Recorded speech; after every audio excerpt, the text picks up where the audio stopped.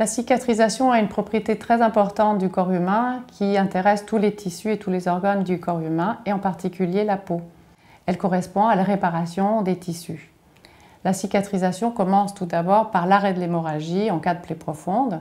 Les vaisseaux sanguins vont apporter des plaquettes sanguines et de la fibrine pour colmater la brèche. Ensuite, la cicatrisation à proprement parler commence avec une prolifération au niveau du derme des cellules et du collagène.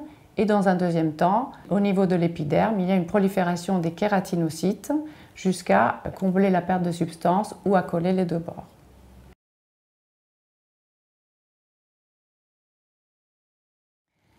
La cicatrice idéale est la cicatrice ad integrum, c'est la cicatrice qu'on ne voit plus, donc la cicatrisation, la réparation de la peau est parfaite. On la voit souvent sur des blessures superficielles, des petites abrasions superficielles qui ont été bien traitées dès le départ. Il existe des cicatrices fines et fibreuses comme on peut voir après les interventions chirurgicales, des cicatrices atrophiques, c'est-à-dire qui font des petits creux ou des petits trous et elles résultent souvent après l'arrachage de croûte, ce qu'il ne faut pas faire. Des cicatrices anétodermiques font des petites hernies, des petites voussures en surface de la peau. On peut les voir après les varicelles, par exemple. Et enfin, la cicatrice kéloïde, qui sont des masses fibreuses et douloureuses, plus ou moins importantes, qui sont assez inesthétiques et inconfortables. On les voit souvent sur les peaux noires, mais les peaux blanches ne sont pas épargnées non plus.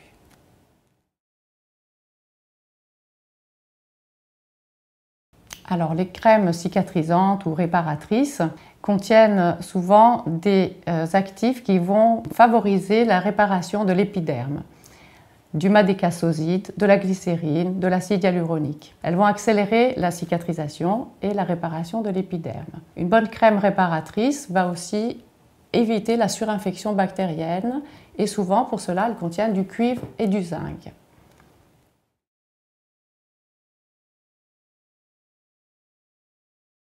Les indications sont extrêmement larges, allant de l'intervention chirurgicale à la plaque d'eczéma en complément du traitement et en passant par la brûlure superficielle, la dartre, l'irritation, les lésions muqueuses également.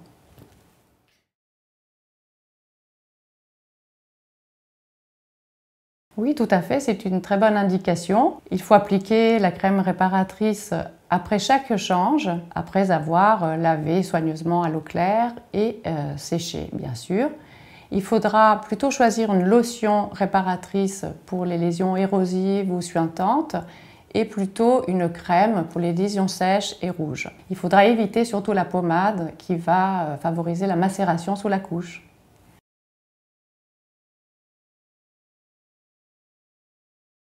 Non, si la cicatrice est fermée, que la peau est bien réparée, vous pouvez vous baigner sans souci.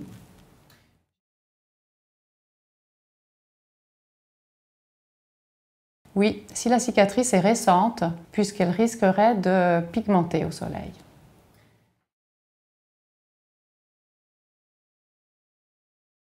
Oui, c'est une indication de la crème réparatrice. Il faudra l'appliquer 2 fois par jour et en couche épaisse idéalement pour recouvrir les points de suture. Ainsi, la cicatrice sera plus jolie, la réparation épidermique sera plus rapide et les fils seront plus faciles à retirer.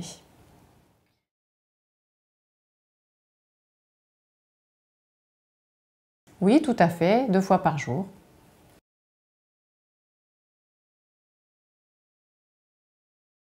Appliquez la crème cicatrisante dès le début, 2 fois par jour, éventuellement en couche épaisse s'il y a la formation de croûte. Et quand la peau a retrouvé son aspect normal, qu'elle est bien fermée, bien massée, jusqu'à obtenir une cicatrice ad integrum. Ne pas gratter la croûte, sinon on va obtenir une cicatrice atrophique, un petit trou, et bien surveiller en cas d'apparition de rougeur ou d'épaississement de la peau, appliquer des gels de silicone ou des bandes de silicone pour éviter la cicatrice kéloïde.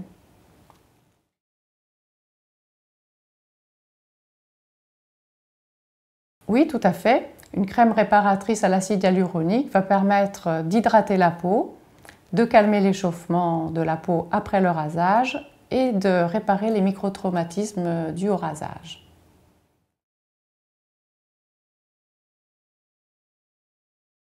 Non, malheureusement, la crème ne sera pas efficace. En revanche, le massage avec une crème sera efficace.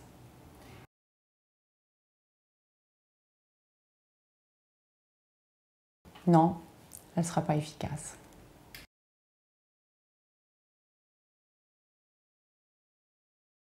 Il faut mettre la brûlure le plus rapidement possible dans un bain d'eau froide, voire sous l'eau courante, froide. Et dès soulagement, il faudra mettre une crème cicatrisante en couche épaisse.